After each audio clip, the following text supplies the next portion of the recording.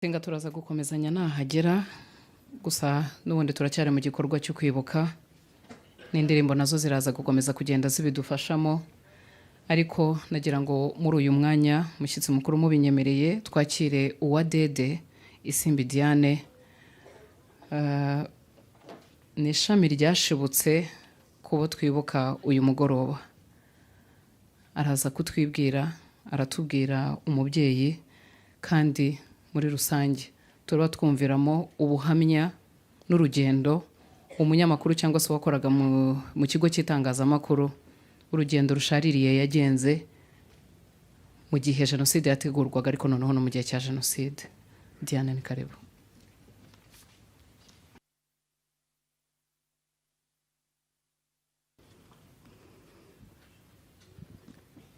Murakoze nyakubahwa mushyitsi mukuru muri uyu muhango, ba nyakubahwa mwese muri hano ndetse n'imiryango yaje kwifatanya natwe kuri uyu mugoroba kugira ngo twibuke abacu bishwe muri jenoside yakorewe abatutsi bakoraga umwuga w'ikinyamakuru. Amazina yanjye nitwa Uwadede Isimbi Diane, nkaba ndi mwene Shabakaka Vincent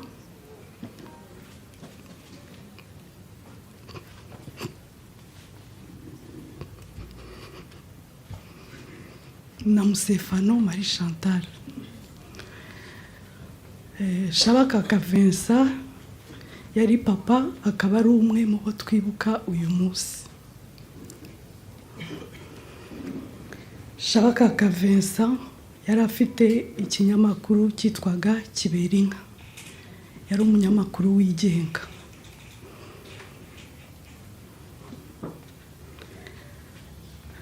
Ndongera gushimira cyane ubuyobozi bw'igihugu cyacu kubw'uyu mwanya baba batwemereye, bawushyizeho umwanya w'agaciro kugira ngo twibuke abacu. Nongeye nanone gushimira ikigo cya RBA kubw'uyu mwanya bampaye wo kugira ngo mbabwire amateka ya papa, nongere mvuge iryo zina nyuma y'igihe kinini. Imyaka 32 ni myinshi. Mwakoze muntega amatwi mbabwire urugendo rwe. Ndamuvuga kuko nari umwana, ndamuvuga kuko yari data, ariko n'imiryango iri hano mwese murumvamo urugendo rw'abanyu abacu bakoraga uwo mwuga. Menye ubwenge rero ntabwo papa yari umunyamakuru. Namenye ubwenge numva ko ngo akora ngo muri douane. Namenye ubwenge mbona akora mu kigo cyitwaga La Rwandaise cyacuruzaga imodoka. Namenye ubwenge nanone afite agence en douane ye, ariko numva narongeye kongera kumenya icyo akora, mbona ari umunyamakuru. Gusa murambabarira sinzi ngo yabitangiye ryari, ariko mpagaze hano ngira ngo mbabwire icyo naba nibuka hagati y'1990 kugeza 1994 yishwe. Uyu ni musaza wanjye niwe nkurikira. Uko nibuka papa ubwo n'abandi banyamakuru bose, uyu mwuga w'itangazamakuru ntabwo ari umwuga wari uboroheye muri icyo gihe. Birashoboka ko na mbere yaho bitari byoroshye, ariko ngewe ibyo mvuga ni ukuva muri 1990 kugera muri 1994. Nibuka icyo kinyamakuru yari afite cyitwaga Kiberinka. Buri gihe kuri page ya mbere hari hariho ishusho y'umusaza ufite amarira titre yabaga yanditse ngo urarizwa n'iki muze. Ubwo uko yasohoraga ngira ngo nimero hari icyo yabaga ashaka kuvuga. Ubwo abakuru muri twe ndibaza ko hari ibyo mwibutse. Papa yakundaga gukoresha amashusho muri icyo kinyamakuru cye, ariko ashaka gutanga message.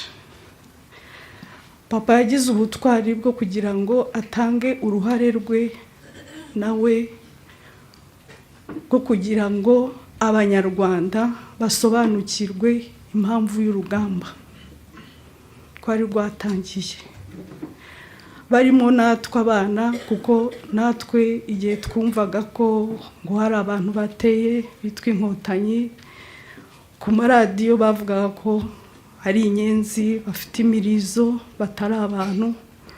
Natwe mu rugo nk'abana ndumva ari uko twari tubizi. Umubyeyi wacu rero yagerageje gutanga umusanzu we kugira ngo abantu basobanukirwe. Yatanze umusanzu we kugira ngo nawe arwanye ayo macakubiri yari yarashyizwe mu banyarwanda, ariko akoresheje itangazamakuru, akoresheje kwandika. Umubyeyi wacu muri uko kwandika ntabwo byabaga bimworoheye, kuko ndibuka ko iyo yabaga hari icyo yanditse, ubwo cyabaga ari ikintu nyine gikomeye, yamaraga igihe, kuva uwo munsi ntiyararaga mu rugo, yamaraga igihe tutazi ahantu arara. Hari ishusho itajya imva mu maso, mpora mubona, hari nimugoroba, sinibuka amasaha ariko bwari bwije, mbona afata akamatera gato arakazinga cyane, n'umusambi, umusambi wasaga nk'icyatsi nk'iri bara, n'agakapu, yambara ingofero, igikoti kinini, aradusezera aragenda.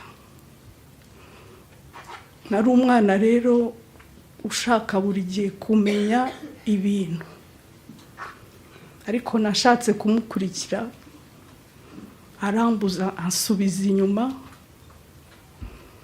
Nuko mama aza kudusobanurira ati hari ibintu papa yanditse, kandi ubwo yabyanditse ntago yarara hano mu rugo, kuko bahamusanze bamwica cyangwa bakamufunga.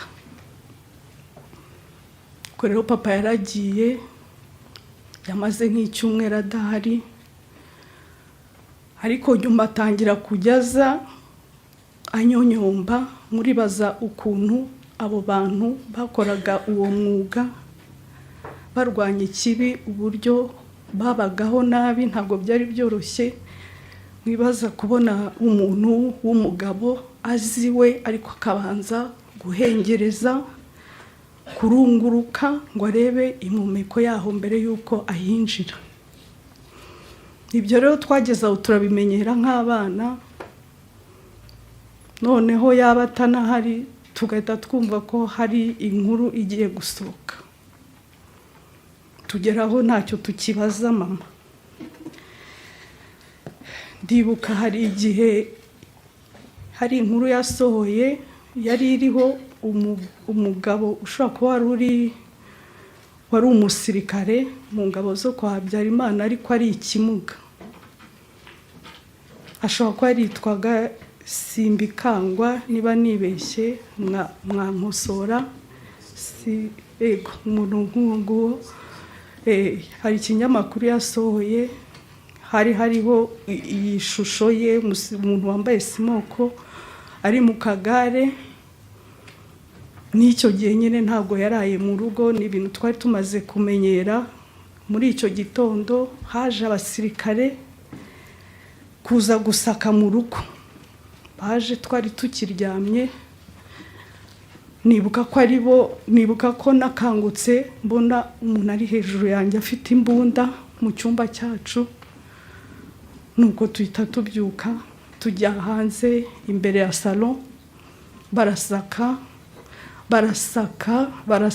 bagera aho bapfumura plafond, bajyamo barasaka, bamaze amasaha agera kuri 2 basaka. Hajya numva babaza mama ngo nababwire aho Shabaka kari. Muri uko gusaka nabyita ko ntabwo nyine papa yari ahari, ntabwo bamubonye.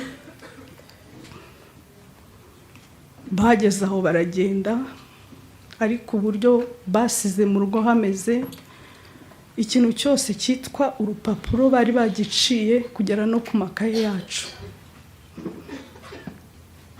Nta kayi twasigaranye, wajyaga no gushaka n'urukweto ukabura n'urwarwo. Ubwo nagira ngo bumvishe uburyo urugo rwacu bari baruhohoteye. Umubyeyi wacu rero navuga ko yari intwari, kuko yari yariyemeje. Ibyo yarakoraga yarabibonaga neza yuko hari ingaruka ku muryango, yarabibonaga neza ko isaha iyo ari yo yose yakwicwa, yafungwa.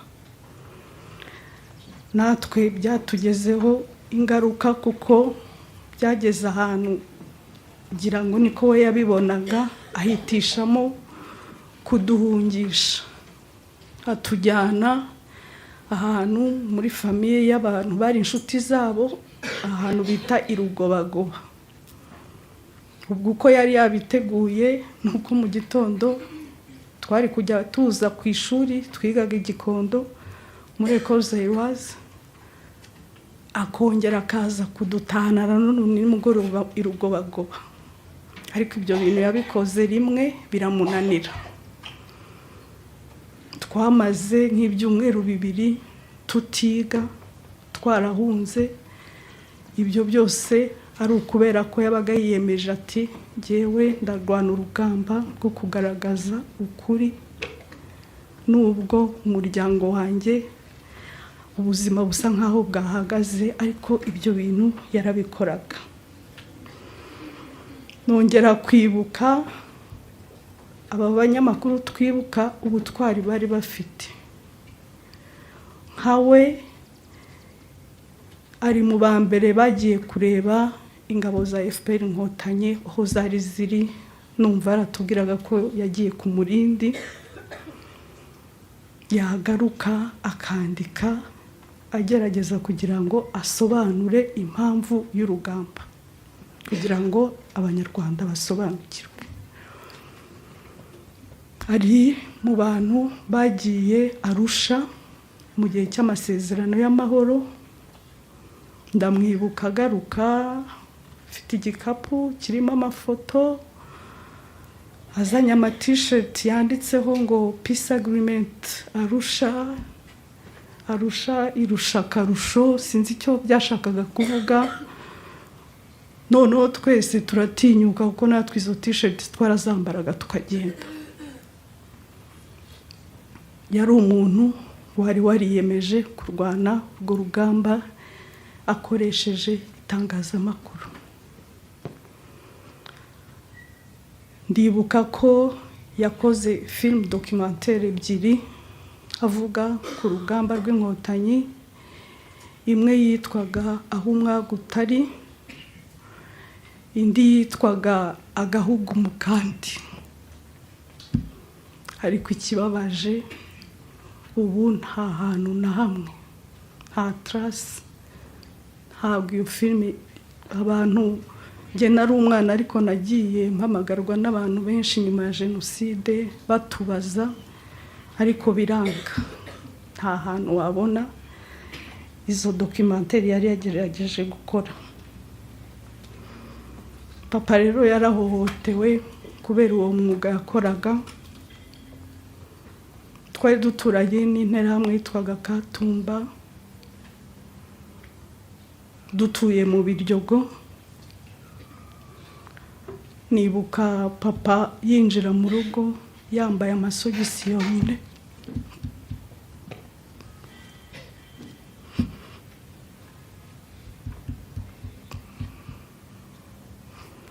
yari yambaye ibirenge, yambaye amasogisi yonyine, bamukuyemo lunette kandi ntiyabonaga iyo atambaraga lunette, ariko iyo image ndayibuka yinjira mu rugo ameze gutyo. Hejuru yuko yari yaravutse hakiyongeraho nyine n'uwo mwuga yari yariyemeje gukora kugira ngo agaragaze ukuri. Natwe byatubayeho ubwo twaje kwimuka tuva mu Biryogo tujya gutura i Nyamirambo haruguru ya stade mu mazu ya Caisse Hypothécaire. Kurya nyuma niho bisi zakatiraga, na n'ubu niko bikimeze. Twinjiraga muri bisi ariko kugira ngo tuzagere i Gikondo ku ishuri rukaba urugendo rurerure, kubera ko twabaga twinjiranye n'abana b'abaturanyi. Iriya quartier hari harimo abantu bari mu ishyaka rya MRND batadukundaga, ariko tukajyana n'abana babo bagiye kwiga muri Camp Kigali. Ntago twabonaga amahoro muri izo bisi za Onatracom, ndetse hari na tante wacu twabanaga, yari umukobwa muremure cyane unanutse lunette. Hari igihe bamwambuye lunette bavuga ngo aba ni babandi bo kwa Shabakaka. Umwuga papa yari yariyemeje gukora agatanga umusanzu we abinyujije mu itangazamakuru, ntabwo byari byoroshye, murabyumva. Aba bantu twibuka babaye intwari pe, babaye intwari. Nubwo icyo baharaniye batabashije kubona u Rwanda ari u Rwanda rwiza rw'amahoro, ariko turahari. Niba batwumva kandi nizeye ko batwumva, ni ukuri turahari kandi turi mu gihugu cyiza. Papa rero uko yishwe, twari dutuye i Nyamirambo, jenoside itangira ku itariki ya 7, subiye inyuma gato itariki ya 6 yari yaratwimye uruhushya rwo kujya kwa nyogokuru wacu i Rwamagana.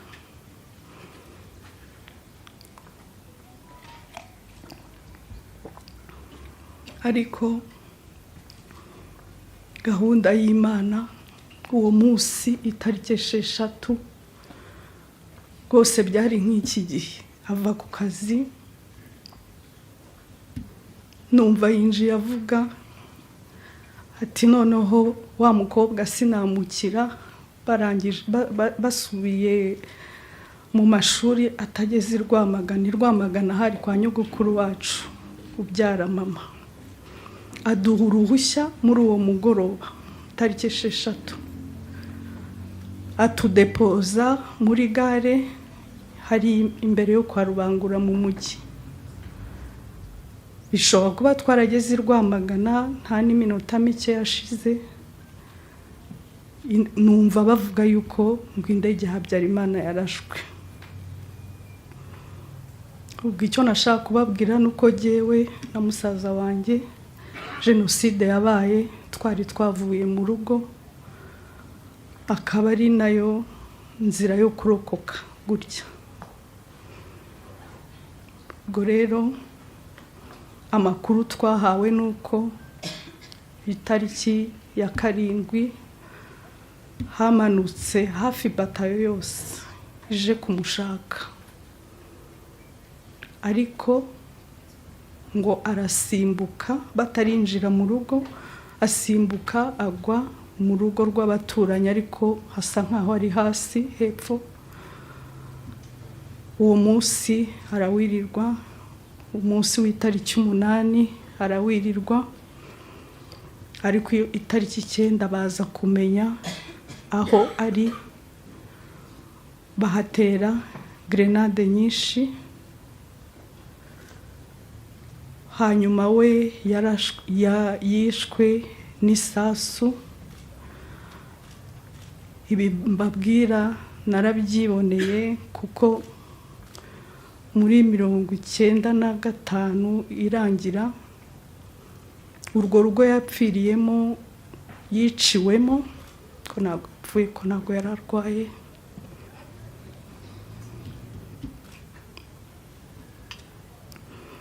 Urwo rugo yiciwemo ngo bari abantu 2 bari muri urwo rugo.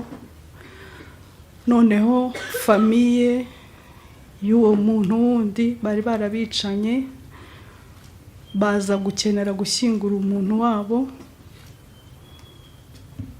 Bacukuye basanga nyine harimo abantu 2, niko kumenya yuko na Shabaka karimo. Muri iyo quartier rero twari dutuyemo, musaza wacu uyu turi kumwe nawe yari ahari kubw'impamvu z'akazi, niko kumenya amakuru yuko bagiye gushyingura, niko kumenya yuko ari abantu 2 basanze, niko kumenya yuko harimo na Shabakaka. Ibi nari mbibabwiye kubera ko nari mvuze yuko yishwe n'isasu yatewe mu mutwe.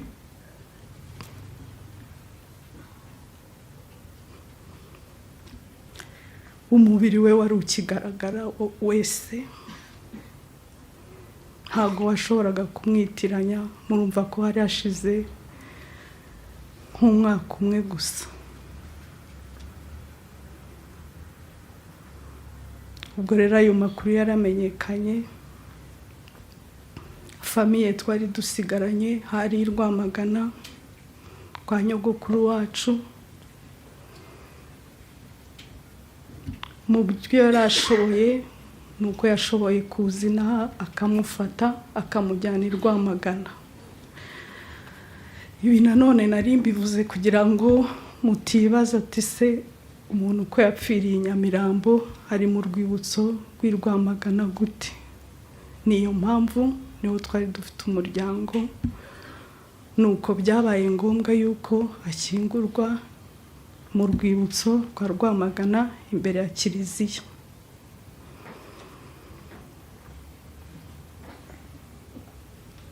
Mu gusoza ndashima kubwa leta y'igihugu cyacu, badufashe umugongo, umutureba twarize amashuri yose ashoboka. Ndi umunyamategeko, nakoze masters muri business law, nkora muri banke. Musaza wanjye nawe arakora, dufite imiryango, twarashatse, twariyubatse, ntabwo twaraheranywe n'agahinda. Nkaba nkomeza imiryango yaje kwibuka ababo. Rwose nanabasaba uwaba hari uwamenye aze kunyemerera turamukanye. Mwakoze kudutega amatwi, twibuke twiyubaka. Murakoze.